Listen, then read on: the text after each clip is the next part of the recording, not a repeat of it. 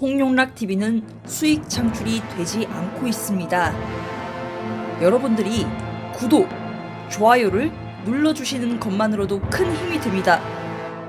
그럼 구독, 좋아요 눌러주시고 보시겠습니다. 감사합니다.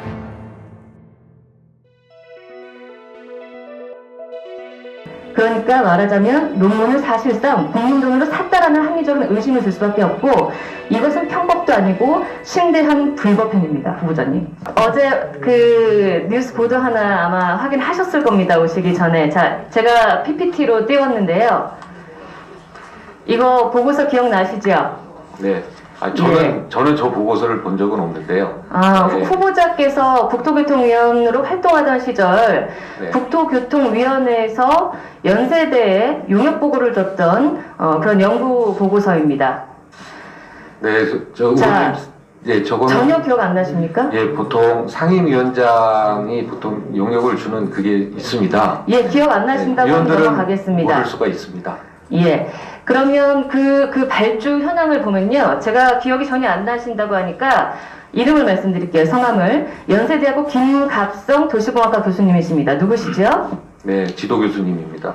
후보자의 대학원 박사 논문 과정 지도 교수시죠? 네. 예, 이 연구 보고서의 책임 교수십니다. 2천만 원을 받고 국토교통위로부터 발주를 받아서 연구를 진행을 하셨고요. 정확히는 2017년 9월에 발주해서 2017년 12월에 보고서를 완료하셨습니다. 자, 그런데요. 다음 사진 한번 보실까요?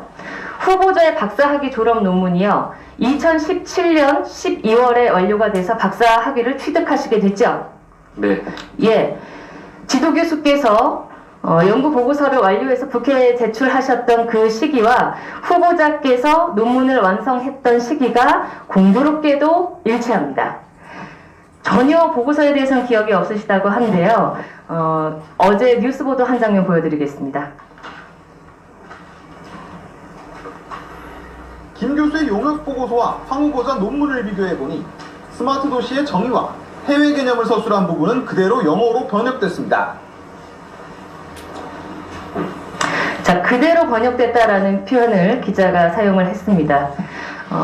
제가 살펴봤습니다. 아주 꼼꼼히 미리 사전에 여러 민주당 위원님들께도 또 위원장님께도 황희 후보자께도 배포해드렸는데, 보시면 한글 보고서 연세대에서 제공한 국회 제공한 이 한글 보고서가 영문으로 그대로 직역돼서 후보자의 논문 속에 그대로 담겼습니다.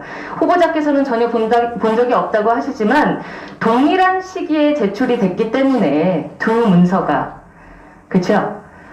인용을 할 수 있는 일반적인 논문 작성에 그런 시간적인 여유가 없는 상태에서 후보자께서 그대로 직역을 해서 베껴 썼다라고밖에 합리적인 의심이 들 수밖에 없는 상황입니다. 네.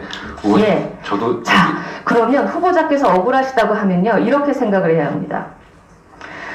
제가 예시를 드릴게요. 지도 교수께서 후보자가 오랫동안 연구 논문을 기획해서 작성하고 있는데 그 내용을 빼내서 국회가 발주한 연구 용역의 보고서로 활용했다. 이런 합리적 의심이 듭니다. 여기에 대해서 인정하십니까?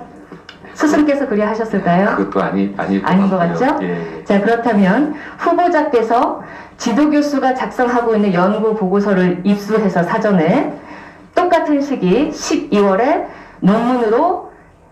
영문으로 직역을 해서 학위를 제출했다. 논문을 제출했다. 여기에 대해서 인정하십니까? 인정하지 않습니다. 설명을 좀. 어느 교수께서 본인이 작성하고 있는 연구 보고서의 내용과 사실상 동일한 문서를 제출한 학생의 논문을 가지고 이상하네라는 전혀 일말의 의심 없이 아주 고득점으로 단 한 번의 재심사 없이 학위 논문을 통과시켰습니다.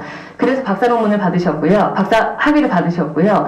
그 박사 학위, 이 논문 단 한 편과 박사 학위를 가지고 여태까지 국토교통위원 전문가로서 자처하시면서 그 의원 생활을 하시고 또 재선에도 또 성공을 하셨는데요. 이 부분에 대해서는 후보자께서 상세히 설명을 해주셔야 되는 게, 일반적인 국민의 상식으로 봤을 때 국회의원의 지위를 이용해서 국민의 혈세, 국토교통위원회 그 상임위원회 활동을 이용해서 2천만 원을 들여서 개인의 논문을 작성케 한 스승에게 그러니까 말하자면 논문을 사실상 국민 돈으로 샀다라는 합리적인 의심을 들 수밖에 없고 이것은 편법도 아니고 심대한 불법 행위입니다. 후보자님. 여기에 대해서 소명을 해주셔야 될 것 같고요. 자칫 잘못하면 후보자께서 엘리트 범죄에 가담을 했다라고 국민들께서 오해하실 수밖에 없겠죠.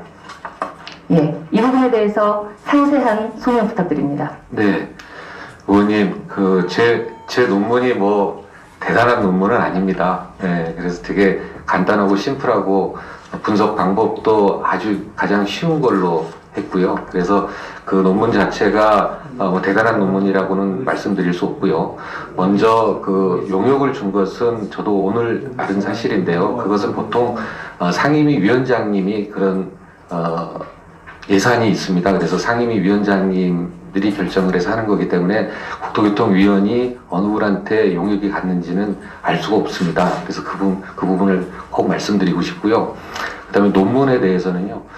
김갑성 교수님하고 저는 당시 이제 국가 스마트 시티가 추진되는 과정이었습니다.